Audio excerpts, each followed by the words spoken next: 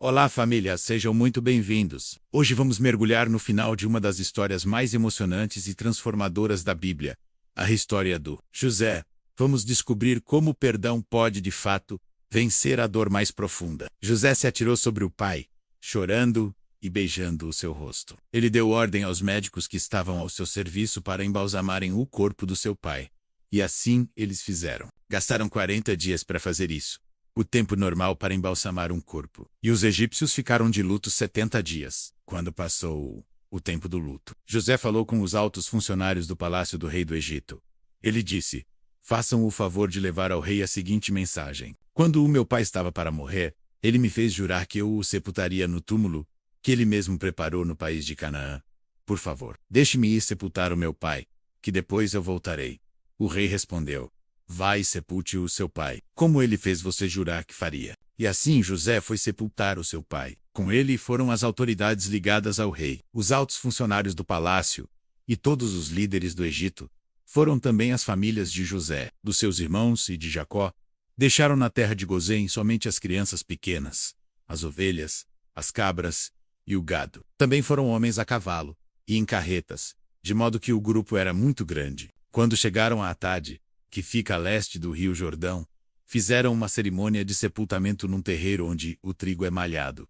Ali, choraram muito alto durante 7 dias. Quando os moradores de Canaã viram tanta gente chorando, disseram: como é impressionante o choro desses egípcios. Por isso puseram naquele lugar o nome de Abel-Mizraim. Assim, os filhos de Jacó fizeram com o seu pai tudo o que ele havia ordenado. Eles levaram o seu corpo até Canaã e o sepultaram na caverna de Macpela, em leste do Menda, no terreno que Abraão havia comprado de Efron, o Eteu, para ser a sepultura da família. Depois do sepultamento, José voltou para o Egito com os irmãos e com todos os que o haviam acompanhado. Final da história de José. Depois da morte do pai, os irmãos de José disseram: talvez José tenha ódio de nós e vá se vingar de todo o mal que lhe fizemos. Então mandaram dizer a José, antes que o seu pai morresse. Ele mandou que pedíssemos a você o seguinte: por favor, perdoe a maldade e o pecado dos seus irmãos, que o maltrataram.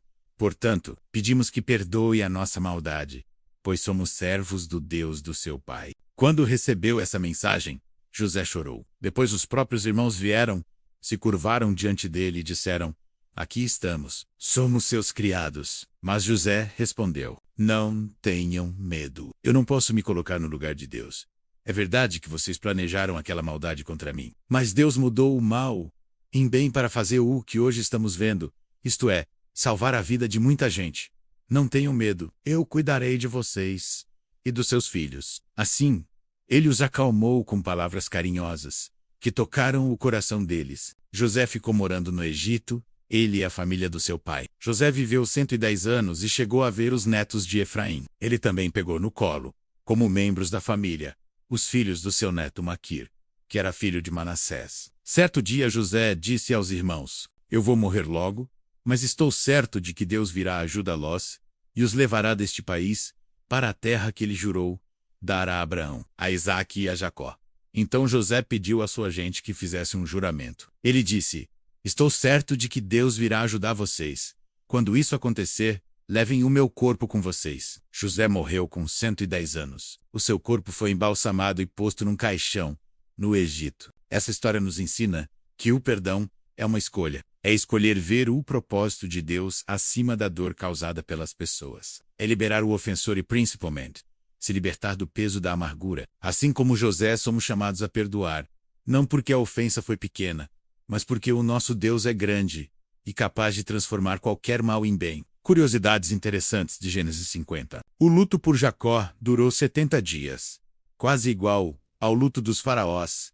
No Egito, apenas reis recebiam um luto tão longo. Isso mostra o enorme respeito que o Egito tinha por Jacó. Graças à posição de José, Gênesis 50 registra o primeiro funeral completo da Bíblia. Jacó teve embalsamamento, procissão oficial, caravana militar e um sepultamento cerimonial, um nível de honra extremamente raro para um estrangeiro. O coração de José é revelado como nunca antes. Mesmo tendo poder para se vingar, José chora quando os irmãos temem que ele os mate. Isso mostra que José havia realmente perdoado, mesmo lembrando da dor do passado. A frase de José em 50:20 é uma das mais fortes de toda a Bíblia. Vocês planejaram o mal contra mim, mas Deus o tornou em bem. Essa frase se tornou uma base teológica do propósito divino, mostrando que Deus transforma o mal em vitória. José faz o povo jurar que levariam seus ossos para Canaã. Isso mostra que, mesmo sendo poderoso no Egito, José nunca esqueceu a promessa de Deus, nem sua verdadeira identidade como hebreu. Seus ossos só foram levados séculos depois, em Êxodo 13. O capítulo 50 encerra o livro de Gênesis com a mesma mensagem do começo. Gênesis começa com vida criada por Deus e termina com fé na promessa. Esperança no futuro. É como se Deus estivesse dizendo: meu plano continua. Mesmo diante da morte, o Egito vira cenário do fim, mas Canaã continua sendo o destino final. Jacó é sepultado em Canaã. José pede para ser levado a Canaã. A promessa sempre aponta para a terra da promessa, não para o Egito.